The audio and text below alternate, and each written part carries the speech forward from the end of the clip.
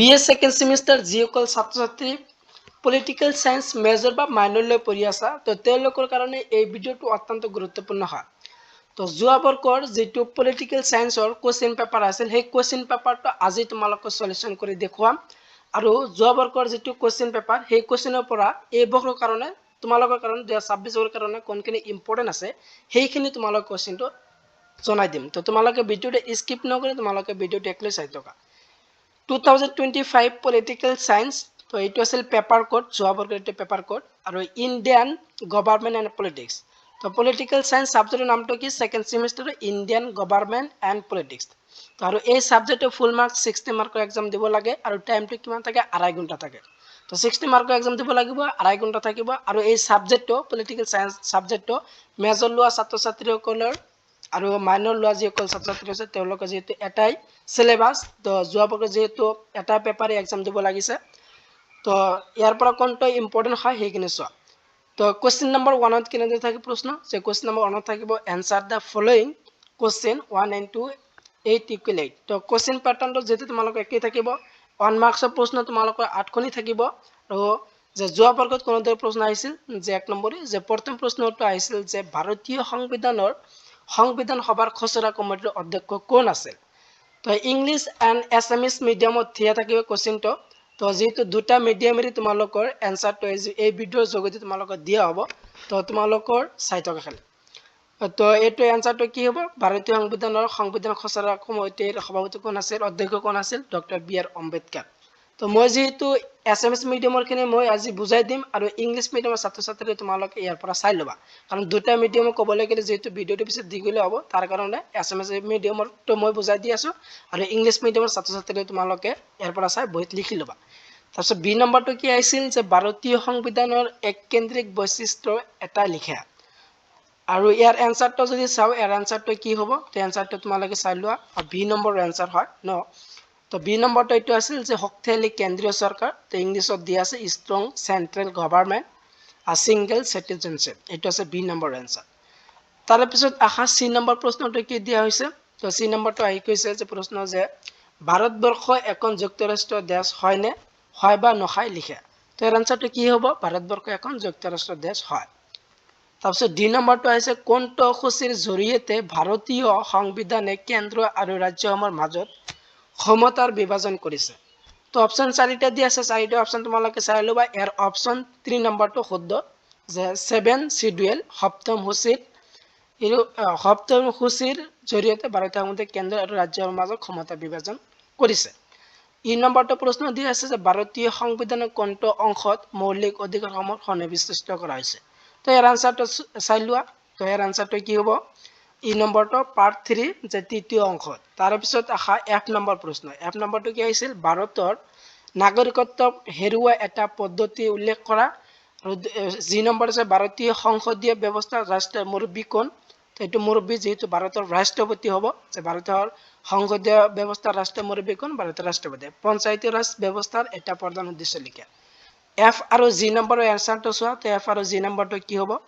তো এফ নম্বৰটো এনসাৰটো দি আছে যে স্বচ্ছতাই স্বচ্ছতা নাগৰিকত্ব ত্যাগ কৰা আৰু এইচ নম্বৰটো এক নম্বৰৰ শেষৰ প্ৰশ্নটো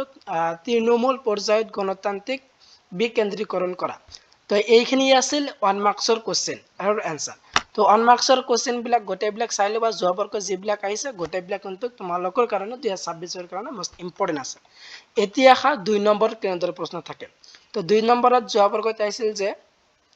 answer the following question in a 6 2 into 6 equal to তো তোমালোকৰ 2 নম্বৰত এনে থাকিব এনে ধৰণে যে 2 মাৰ্কৰ 6টা প্ৰশ্ন লিখিবলৈ আহিব টোটাল 12 মাৰ্কৰ। তো কেনেদৰে প্ৰশ্ন আহিছিল যোৱা বৰ্ষত আৰু ইয়াৰ পৰা কোনটো ইম্পৰ্টেন্ট আছে এইবাৰ most ইম্পৰ্টেন্ট কোনটো হেতু তোমালোকে চোৱা। এই নম্বৰটো আহিছিল 1909 চনৰ মৰ্লেমন্ট সংস্কাৰৰ দুটা ব্যৱস্থা লিখা। তাৰপিছত বি নম্বৰটো আছে ভাৰতীয় সংবিধানৰ দুটা বৈশিষ্ট্য লিখা আৰু সি নম্বৰটো আছে উদ্দিষ্ট প্ৰস্তাৱ কেতিয়া আৰু কোনে উত্থাপন কৰিছে। তো এ আৰু বি আৰু সি এই তিনিটাৰ ভিতৰত most ইম্পৰ্টেন্ট আছে কিন্তু বি নম্বৰটো ভাৰতীয় সংবিধানৰ দুটা বৈশিষ্ট্য লিখা এই প্ৰশ্ন তোমালোকে বহিত লিখি লোৱা ভেৰি ভেৰি ইম্পৰ্টেন্ট আছে এই বৰ্ষৰ কাৰণে তোমালোকে এই প্ৰশ্নটো আহিব পাৰে যে তোমালোকৰ 5 মাৰ্কৰ 5খনো আহিব পাৰে তো তোমালোকে ভাৰতীয় সংবিধানৰ বৈশিষ্ট্য তোমালোকে শিকি যাবা। তো এই তিনিটাৰ এনসাৰটো চোৱা তো এনসাৰটো কি হ'ব এ আৰু বি আৰু সি। তো এ নাম্বাৰৰ এনসাৰটো এইটো আছিল যেটো ইংলিশ এন্ড এছএমএছ মিডিয়াম দুটাই দিয়া আছে তো প্ৰথম এ নম্বৰৰ প্ৰথম যেটো পইণ্ট দি আছে মুছলমানসকলৰ বাবে পৃথক নিৰ্বাচন মণ্ডলী ব্যৱস্থা আৰু 2 নম্বৰটো আছে আইনৰ পৰিষদৰ সদস্য সংখ্যা বৃদ্ধি আৰু ভেৰি ইম্পৰ্টেন্ট প্ৰশ্ন নম্বৰ যেটো বি যে ভাৰতীয় সংবিধানৰ বৈশিষ্ট্য পৃথিৱীৰ আটাইতকৈ দীঘল লিখিত সংবিধান ভাৰতবৰ্ষৰ সংবিধানটো এটো আছিল এটা বৈশিষ্ট্য আৰু 2 নম্বৰটো হ'ব যে আনটা অনিয়মিততা আৰু নিয়মতা মিশ্ৰণ এই দুটা আছিল কি ভাৰতবৰ্ষৰ সংবিধানৰ বৈশিষ্ট্য তোমালোকে শিকিবাই ভেৰি ইম্পৰ্টেন্ট 2026 বৰ্ষৰ কাৰণে আৰু সি নম্বৰটো কি যে 1946 চনৰ 13 ডিসেম্বৰত পণ্ডিত জৱাহৰলাল নেহৰুৰ দ্বাৰা হৈছিল যেটো ডি নম্বৰ প্ৰশ্নত দিছিল যে উদ্দেশ্য প্ৰস্তাৱ কেতিয়া 1946 চনত আৰু কোনে পণ্ডিত জৱাহৰলাল নেহৰুৰ দ্বাৰা হৈছিল তাৰপিছত আখা 2 নম্বৰটো ভাৰতীয় সংবিধানৰ প্ৰস্তাৱনাত থকা দুটা দৰ্শন উল্লেখ কৰা ভাৰতীয় সংবিধানৰ 32 নং অনুচ্ছেদ তাৎপৰ্য কি ন্যায়িক সক্ৰিয়তা কি ৰাষ্ট্ৰীয় পৰিচালনা নিৰ্দেশনাত্মক নীতিসমূহৰ ন্যায় সংগত নে কাৰণ দেখুৱা আৰু 23 নম্বৰটো আছে ভাৰতৰ ৰাষ্ট্ৰপতি যিকোনো দুটা ক্ষমতা লিখা ৰাজহুৱা আৰু ব্যক্তিগত বিলৰ মাজত দুটা পাৰ্থক্য লিখা ভাৰতীয় সংবিধানত থকা জৰুৰীকালীন ব্যৱস্থাৰ দুটা উল্লেখ কৰা তো ইয়াৰ পৰা তোমালোকৰ মোস্ট ইম্পৰ্টেন্ট আছে কোনটো ডি নম্বৰটো ভাৰতীয় সংবিধানৰ প্ৰস্তাৱনাত থকা দুটা দৰ্শন উল্লেখ কৰা এইটো কিবা তাৰপিছত শিকিবা তোমালোকৰ যেটো জি নম্বৰটো দি আছে জি নম্বৰ নহয় তোমালোকৰ যেটো এইচ নম্বৰ ভাৰতৰ ৰাষ্ট্ৰপতি যিকোনো দুটা ক্ষমতা লিখা তো ক্ষমতা কাৰ্যাৱলী এইবিলাক যেটো আহি থাকে তো তোমালোকৰ কাৰণে এইবিলাক শিকিবা যে ৰাষ্ট্ৰপতিৰ ক্ষমতা কাৰ্যাৱলী তো এইবিলাক জানি লবা তাৰপিছত তোমাৰ ৰাজহুৱা এটো ইমান ইম্পৰ্টেন্ট নহয় আৰু জি নম্বৰটো আছে ভাৰতীয় সংবিধানত থকা জৰুৰীকালীন ব্যৱস্থা দুটা উল্লেখ কৰা তো এই জি নম্বৰ আৰু এইচ আৰু তোমালোকৰ যেটো ডি আৰু তোমাৰ যেটো ভি এই 2 মাৰ্কছৰ কাৰণে এই চাৰিটা মোস্ট ইম্পৰ্টেন্ট আছে তো এই 2 মাৰ্কছৰ কোৱেশ্চন খিনি তোমালোকে চোৱা তো 2 মাৰ্কৰ কোৱেশ্চনৰ এনসাৰ বিলাক এইবিলাক আছিল এনসাৰ তো এনসাৰ খিনি তোমালোকে ভালদৰে চাই লোৱা বি নম্বৰ সি ডি নম্বৰৰ এনসাৰ এইবিলাক আছিল আৰু E F G H number এইবিলাক আছিল এনসাৰটো ভালদৰে পঢ়ি যাবা তোমালোকে মোস্ট ইম্পৰ্টেন্ট আছে কিন্তু তোমালোকৰ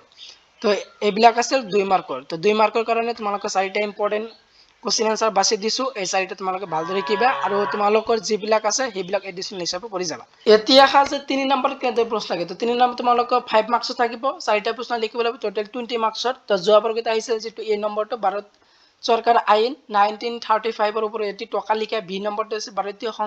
সংবিধানৰ সংশোধনী প্ৰক্ৰিয়াৰ বিষয়ে চমুকৈ লিখা ডি নম্বৰটো এইটো আছিল তাৰপিছত সি নম্বৰটো আছে বিত্তীয় বিল প্ৰস্তুতিৰ ক্ষেত্ৰত তাৰপিছত তোমালোকৰ ই নম্বৰটো ভাৰতীয় সংসদৰ ৰাজ্যসভাৰ গঠন ব্যাখ্যা কৰা এইটো এই বৰ্ষৰ কাৰণে তোমালোকৰ কাৰণে ভেৰি ইম্পৰ্টেন্ট আছে 5 মাৰ্কছত যেটো ই নম্বৰ প্ৰশ্নটো এইটো তোমালোকে শিকিবা তাৰপিছত এফ নম্বৰটো আছে ভাৰতবৰ্ষৰ ৰাজ্যপালৰ ক্ষমতা আৰু পদমৰ্যাদা এইটো শিকি যাবা এইটো ভেৰি ইম্পৰ্টেন্ট আছে ভাৰতবৰ্ষৰ এককেন্দ্ৰিক বৈশিষ্ট্যৰ বিষয়ে লিখা এইটো শিকিবা আৰু এইচ নম্বৰটো আছে ভাৰতীয় ৰাজনৈতিক ব্যৱস্থা থকা প্ৰথাৰ ভূমিকাৰ বিষয়ে লিখা তো 5 মাৰ্কছৰ কাৰণে তোমালোকে মোস্ট ইম্পৰ্টেন্ট শিকিবা যে ভেৰি ইম্পৰ্টেন্ট আছে যে ই নম্বৰটো এফ আৰু জি এই তিনিটা শিকিবা তো তোমালোকৰ মোস্ট ইম্পৰ্টেন্ট 5 মাৰ্কছৰ কাৰণে তাৰপিছত দেখা 4 নম্বৰত তো answer the following question any two তো 4 নম্বৰত থাকে তোমালোকৰ 10 মাৰ্কছৰ দুটা প্ৰশ্ন আহিব টোটাল 20 মাৰ্কছত যোৱা বৰ্গত কেনেদৰে আহিছিল প্ৰশ্ন যে তলৰ প্ৰশ্ন উত্তৰ দিয়া যিকোনো দুটা যে এই নম্বৰটো আছে ভাৰতীয় সংবিধানৰ প্ৰস্তাৱনাৰ গুৰুত্ববৰ ওপৰত এটি টকা লিখা ভাৰতবৰ্ষত পঞ্চায়তী ৰাজ প্ৰতিষ্ঠানৰ বৰ্তমানৰ বিষয়ে আলোচনা কৰা আৰু সি নম্বৰটো আছে ভাৰতীয় সংবিধানৰ মৌলিক অধিকাৰসমূহৰ গুৰুত্ব পৰীক্ষা কৰা এইটো কিবা তোমালোকৰ কাৰণে মোস্ট ইম্পৰ্টেন্ট আছে এই বৰ্গৰ কাৰণে তাৰপিছত ডি নম্বৰটো দিয়া আছে এইটো আছিল আৰু হেকৰ প্ৰশ্ন আছে ভাৰতৰ ৰাষ্ট্ৰপতিৰ ক্ষমতা কাৰ্যাৱলী আৰু পদমৰ্যাদা আলোচনা কৰা তো এইটো ইম্পৰ্টেন্ট আছে তো যেহেতু এইটো ৰাষ্ট্ৰপতিৰ বিষয় আহিছিল যোৱা বৰ্ষত আৰু এই বৰ্ষৰ কাৰণে শিকিবা যে প্ৰধানমন্ত্ৰীৰ বিষয় তোমালোক শিকি যাবা তো এইটো কিন্তু মোস্ট ইম্পৰ্টেন্ট আছে ই নম্বৰটো তো এইবিলাক আছিল তোমালোকৰ সেকেন্ড সেমিস্টাৰ যেটো যোৱা বৰ্ষৰ পলিটিক্যাল সায়েন্স সাবজেক্টৰ যেটো কোশ্চেন পেপাৰ 2025 এৰ এটো আছে কোশ্চেন পেপাৰ এই কোশ্চেন পেপাৰটো যেহেতু তোমালোকৰ 1 আৰু 2 মাৰ্কছৰ কোশ্চেনটো সলিউশন কৰি দিলো আৰু তোমালোকৰ ইম্পৰ্টেন্ট কোশ্চেন আনসাৰ তোমালোকৰ দি দিছো তো তোমালোকৰ যিবিলাক ইম্পৰ্টেন্ট দিছো এইখিনি তোমালোকে পঢ়ি যাবা ইয়াৰ পৰা তোমালোকে নিশ্চয় কমন পাবা তো নেক্সট ভিডিও তোমালোকে কোন বিষয়ৰ ইম্পৰ্টেন্ট কোশ্চেন আনসাৰ লাগে তো হেতু কমন কৰি জনাবা